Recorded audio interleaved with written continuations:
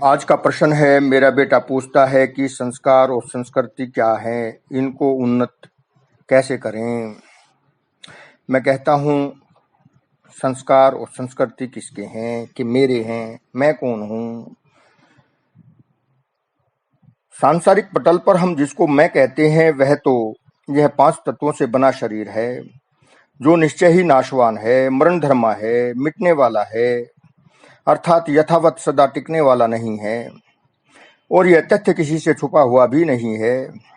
यदि हम आध्यात्मिक संदर्भ में कहें तो मैं को ही तो खोजना है, इस मैं को ही तो नहीं जानते हैं।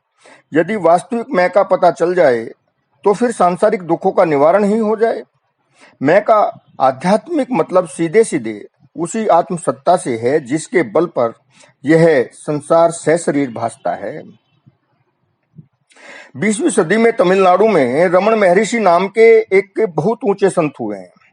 उनका सारा जोर मैं कौन हूं को खोजने की शिक्षा पर रहा है। इसलिए छोटा करके कहता हूं कि आप यह स्थूल शरीर नहीं है बल्कि आत्म तत्व हैं, उसी को खोजने की आवश्यकता है। खैर, अब बात करते हैं संस्कार की। तो शास्त्रीय भाषा में संस्कार का मतलब होता है सुधारने से, ठीक करने से, या दोष विकारों व गलतियों को दूर करके हितोपयोगी बनाने से, या स्वच्छ व निर्मल बनाने से है। हिंदू सनातन मान्यताओं के अनुसार गर्भाधान से लेकर अंत्येष्टि तक 16 प्रकार के संस्कार होते हैं, जैसा कि नामकरण, मुंडन, करणवेद, यज्ञोपवीत, विवाह और अंतिम संस्कार आदि। ये जो सनातन व वैदिक मान्यताएं संस्कार की हैं, इनको स्वीकारने के बाद भी मेरा कुछ भिन्न कथन है। यदि संस्कार को मैं परिभाषित करूं तो संस्कार के अंतर्गत वे सभी क्रियाकलाप आते हैं जो इंद्रियों द्वारा ग्रहण होकर मन को प्रभावित करते हैं। संस्कार अच्छे या बुरे दोनों ही प्रकार के हो सकते हैं, और इतना ही नहीं अपितु संस्कार इस जन्म अथवा पिछले जन्म या जन्मों के भी हो सकते हैं। मेरे इस कथन की पुष्टि गीता के 15वें अध्याय के 8वें श्लोक से भी हो जाती है, जिसमें कहा गया है, शरीरम यद्यवाप्नोति यच्चाप्युत्क्रामतीश्वरे गृहीत वेतानि संयाति वायुर्गंधानि वास्यात्। अर्थात वायु गंध के स्थान से गंध को जैसे ग्रहण करके ले जाता है, वैसे ही देह आदि का स्वामी जीवात्मा भी जिस शरीर का त्याग करता है, उससे इस मन सहित इंद्रियों को ग्रहण करके फिर जिस शरीर को प्राप्त होता है उसमें जाता है। अर्थात मन और इंद्रियों को जो सूक्ष्म रूप में यह जो हमारा जीवात्मा है जिस शरीर में जाता है उसमें अपने साथ ले जाता है। खैर, इसके अलावा भी जन्मोपरांत के बाल शिशु जो कुछ एक महीने का बच्चा होता है, ध्यान से देखें तो सोता हुआ, जागता हुआ बच्चा यकायक हंसना, रोना या डर जाना जैसी क्रियाएं स्वाभाविक रूप से देखने में आती हैं, करता है, जो निश्चय ही पहले या पुराने जन्मों से जुड़े संस्कारों का ही परिणाम है। इस प्रकार मैं कहना चाहूंगा कि संस्कार इस जन्म और पूर्व जन्म का स्वतः सिद्ध है, और इसे मानने व स्वीकारने में कोई विरोध भी किसी का नहीं बन पड़ता। अब आते हैं संस्कृति पर। देखो, यदि शास्त्रीय शब्दों में कहूं तो संस्कृति किसी समाज में गहराई तक व्याप्त गुणों के समग्र रूप का नाम है, जो समाज के खाने पीने, बोल चाल, सोच विचार, काम, कला, नाच गान और साहित्य में परिलक्षित होती है, अर्थात दृष्टिगोचर होती है। जबकि मैं संक्षिप्त और अपने शब्दों में दोबारा व्यक्त करूं तो संस्कृति अपने संस्कारों की परिणति है, उनका परिणाम है। जैसे संस्कार वैसी संस्कृति, 2 शब्दों में यदि समेटना चाहें तो। बाकी आप विवेक के धनी हैं, सब समझते हैं। आजकल दुनिया की दशा व चाल से दिल व्यथित हो उठता है।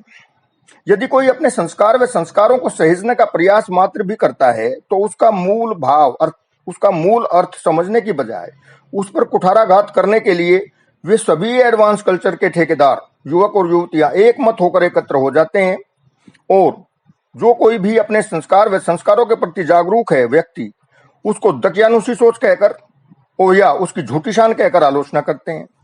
इस विषय पर मैं टीवी पर खबरें बेचने वाले, हसीन सपने बेचने वाले चैनलों को सबसे पहले नंबर पर जिम्मेदार मानता हूं।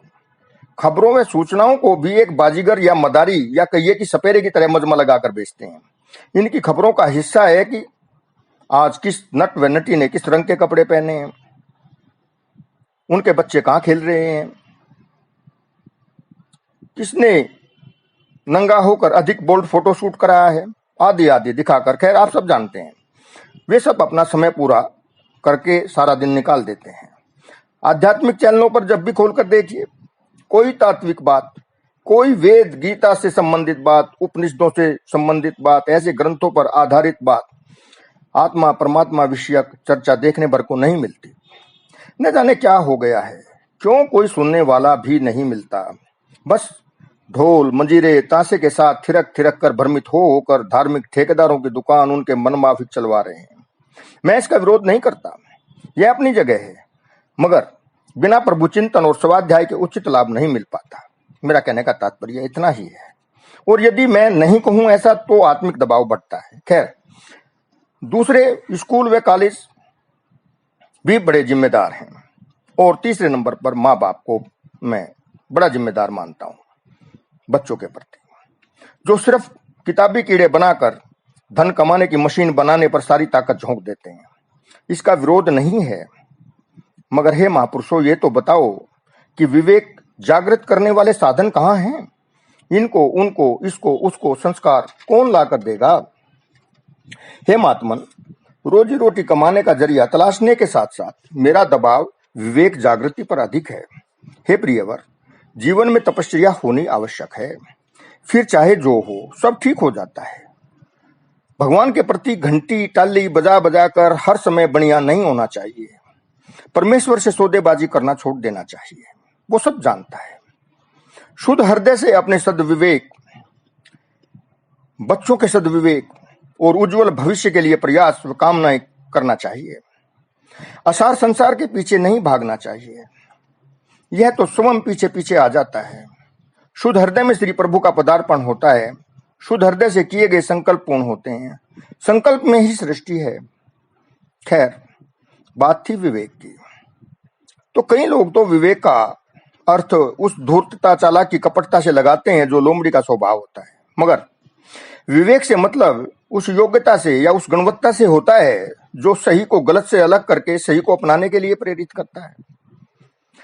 मेरे पिता कहते थे कि असली व सच्चा योद्धा वह है जो आप बचे रण क्षेत्र में, आप बचे घोड़े को बचाए और जा दुश्मन का वार बचाए। इसलिए असली माता पिता वही है जो सांसारिक युद्ध में कीचड़ में भी अपने बच्चों को कमल की भांति पुष्पित व पल्लवित करके दिखाए।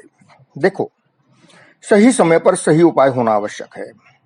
बच्चों को पैसा व दूसरी सुविधा दे देने से या उनकी सारी मांगे पूरी करने मात्र से बच्चों में विवेक का विकास नहीं होगा।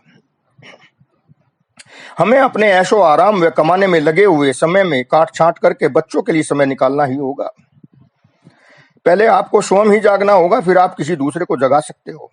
देखो, जो व्यक्ति स्वयं ही तैरना नहीं जानता वह दूसरे को कैसे तैराक बना पाएगा? आपको सम्यकता पर बल देना होगा। सम्यकता का मतलब है ठीक ठीक, उचित या सही सही। जैसा कि बच्चों को सम्यक आहार, सम्यक विहार, विचार, व्यवहार, व्यायाम, विचरण आदि होना चाहिए। यह माँ बाप दोनों की ही जिम्मेदारी में संभव हो पाएगा। ध्यान दीजिए कि आपकी निगरानी कितनी है। कहते हैं कि कछुआ किनारे पर रखे अपने अंडों की जल में दूर रहकर भी चिंतन द्वारा निगरानी करता है। इसी प्रकार आप अपनी आंखों से ओझल रहने पर भी स्वयं की संकल्प शक्ति से बच्चों पर अपनी दृष्टि रख सकते हो। आप अपने को कमजोर व असहाय मत समझो, बस चिंतन सही दिशा में होना चाहिए। सम्यक प्यार दुलार के साथ साथ सम्यक डांट फटकार भी होना चाहिए। देखो, चाणक्य क्या कहता है? चाणक्य कहता है, बच्चों को 5 वर्ष की आयु तक प्यार दुलार दो, 10 वर्ष की आयु तक ताड़ना, डांट फटकार, और 16 वर्ष का होने पर उसके साथ मित्रवत व्यवहार होना चाहिए। अब आप ये ना कहिए कि आजकल कौन चाणक्य की सुनेगा, कौन चाणक्य को मानेगा। बस हम यही चूक कर जाते हैं, यही मूल भूल है। हे महात्माओं, हम अपने ही शास्त्रों की निंदा करते रहते हैं बिना जाने ही। शास्त्रों में अमूल्य खजाना है, ढूंढो तो जाने। मैं इस वाणी के माध्यम से सभी को संदेश देना चाहता हूँ कि बच्चों के पाठ्यक्रम में ऐसी पुस्तकों का समावेश होना चाहिए जो संस्कार व संस्कृति से रूबरू कराए। हे प्रियवर, मैं कहता हूं कि माता पिता को बच्चों के लिए अपना बलिदान देना पड़ता है, तपश्चर्या का जीवन जीना पड़ता है, सोते हुए भी जागना पड़ता है। बच्चे अमूल्य निधि हैं, इनकी निगहबानी करनी पड़ती है, तब जाकर बच्चा सुसंस्कारी हो तो हो, वरना नहीं भी। आजकल जमाना ही ऐसा है। सुनो, देखो, एक कुम्हार जिस प्रकार बर्तन को आकार देने के लिए आवश्यकता अनुसार कभी पानी लगाकर, कभी चाक पर घुमाकर, कभी थपेड़े देकर, कभी कमी रह गई जगह मिट्टी लगाकर, अग्नि में तपाकर प्रयासरत रहता ही है, ठीक इसी प्रकार एकाग्रता के साथ बच्चों को, जो कच्ची मिट्टी रूप ही हैं, गढ़ा जा सकता है। कुम्हार के कुछ बर्तन सभी प्रयत्न के उपरांत भी टूट फूट या खराब हो जाया करते हैं, मगर भाग्य पर छोड़ने वाले बुजदिल कायर कमजोर लोग हुआ करते हैं, जो आप नहीं हो सकते। आप तो धीर वीर हैं। अंतिम परिणति तक जूझना आपका संकल्प होना चाहिए। विजय आपकी ही होगी। बस थोड़ा निडरता के साथ बढ़ते चले जाओ, बिना थके, बिना रुके। पूर्ण पुरुषार्थ आपका दायित्व है और मतो भूलो की प्रयासी सार्थक होते हैं। आप सभी विद्वान व ज्ञानवान हैं, मगर मेरा अनुनय विनय है कि अपनी स्वार्थ पूर्ति में रत रहकर अबोध शिशुओं पर दिखावे की अति प्रेम की बौछार करके अपना भी और बच्चों का भी जीवन विषाक्त नहीं बनाना चाहिए। अर्थात अंदर प्रेम अधिक होना चाहिए, बाहर प्रेम कम दिखाना चाहिए। अपनी व अपने पूर्वजों की सांस्कृतिक धरोहर अपने बच्चों पर लुटाओ और अपने बच्चों के जीवन को धन्य तथा अमृतमय बनाओ। जो विद्वान कहे जाते हैं, ऐसे लोग जो ऊंचे ऊंचे पदों पर आसीन हैं, जिनको विद्वान कहते हैं, मगर विवेक की कमी के कारण या कहिए कि सच्ची सूझबूझ की कमी के कारण उनका जीवन दुखालय होकर रह जाता है, क्योंकि किताबें रट रट के बड़ी नौकरी चाकरी पाने के चक्कर में हृदय का सौंदर्यकरण कराने का संस्कार कराना तो भूल ही गए। श्रीमान जी, दूसरों के प्रति जो शुद्ध व्यवहार भाव भंगिमा होना चाहिए, उसको कहां से लाएंगे? किताब तो पैसा कमाने की पढ़ी है, न कि विवेक जागृति की, जिससे संतोष धन मिल सके। इसलिए ऊंचा पद, अधिक ऊंचा धन मिलने से अहंकार की सीमाएं लांघकर, मद में चूर होकर, पद का दुरुपयोग कर करके अर्थ का अनर्थ कर बैठते हैं। दूसरों का दिमाग ठीक करने पर लग जाते हैं और इस चक्कर में अपना दिमाग खराब कर ले बैठते हैं। सच्ची जिम्मेदारी के प्रति लापरवाह हो जाते हैं। आखिर ऊंचा पद, ऊंची तनख्वाह चैन से कैसे बैठने देगी?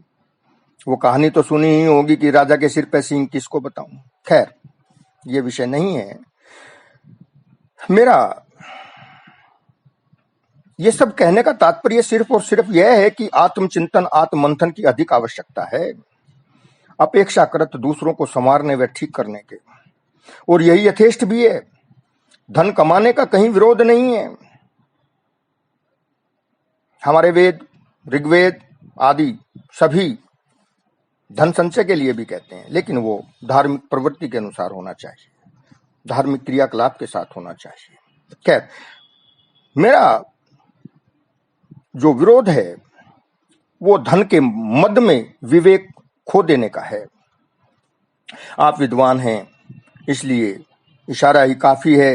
रह रहकर कहने को विवश हूं कि यदि आप सुख दुख के व्यापार से निजात पाना चाहते हैं और इस सांसारिक माया से पार होना चाहते हैं, तो सत्शास्त्रों का संग करो, स्वाध्याय, सच्चे लोगों का संग, निष्काम सेवा, शुद्ध भाव का हृदय में वास, इन सबको जीवन का अंग बनाना चाहिए।